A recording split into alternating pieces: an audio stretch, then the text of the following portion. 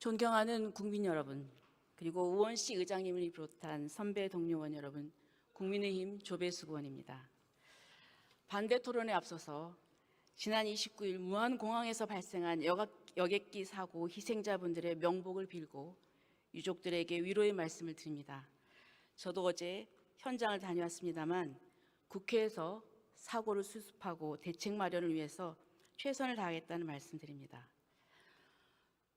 저는 오늘 우리 국민들이 자칫 반인권적 국가범죄라는 자극적이고 그럴싸한 단어에만 매몰되어서 법안에 숨겨진 의도와 폐해를 놓칠까 우려하는 마음으로 이 자리에 섰습니다.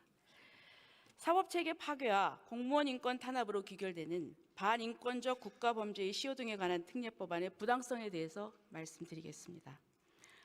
첫째, 본 법안은 심각한 절차적 문제가 있습니다. 이 법안은 제정법임에도 불구하고 국회법에서 거치도록 정한 공청회, 청문회를 거치지 않았습니다. 또 해당 상임위인 법사위에서도 충분한 토론 없이 여당 의원들의 반대에도 불구하고 일방적으로 졸속 통과되었습니다. 둘째, 본 법안은 내용적으로도 심각한 문제가 있습니다.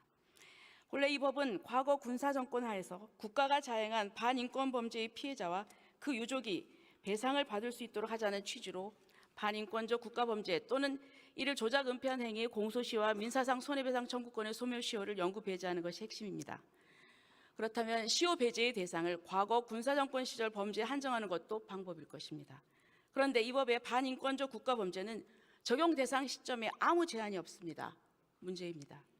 또 반인권적 국가범죄의 설시 중에 수사 또는 기소에 관한 직무라든지 직무 수행 과정에서 사건의 실체를 조작 은폐하기 위해서 범한 죄 같은 불명확한 개념은 예측이 불가능해서 범죄 범위가 얼마든지 확장될 수 있어서 큰 혼란이 예상됩니다. 이를 근거로 공소시효와 소멸시효 적용을 배제하는 것은 도리어 수사 공무원의 인권을 탄압할 수 있습니다.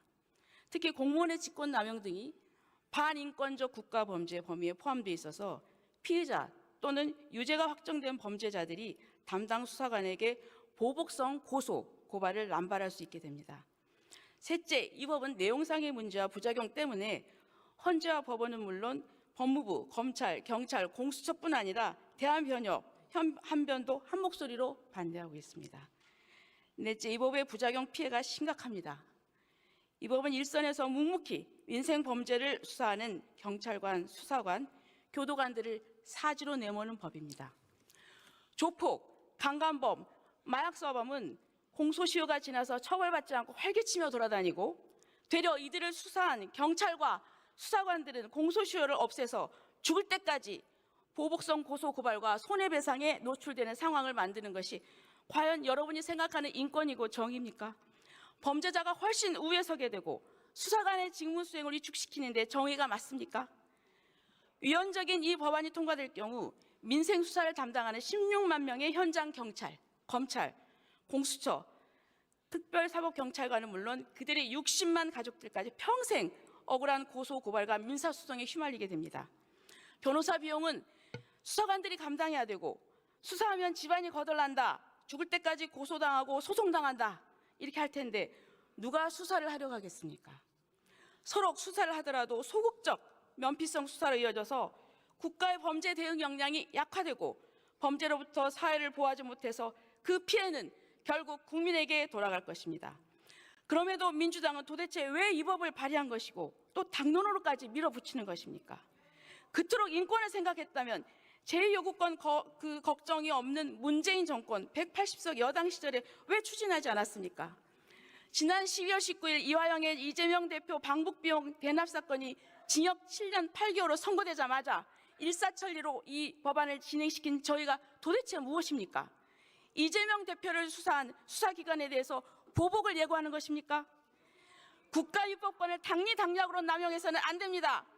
이 법은 나치 독일법을 비판한 철학자 라드부르가 지적하는 법률적 불법입니다. 악법입니다. 의원님 여러분, 이 법의 수혜자는 오직 범죄자입니다. 꼭 표결로 반대해 주십시오. 아울러 대통령 권한대행에게 요청합니다. 만약 이 법이 통과된다면 반드시 제2요구권을 행사해 주시기 바랍니다. 경청해 주셔서 감사합니다. 이상입니다.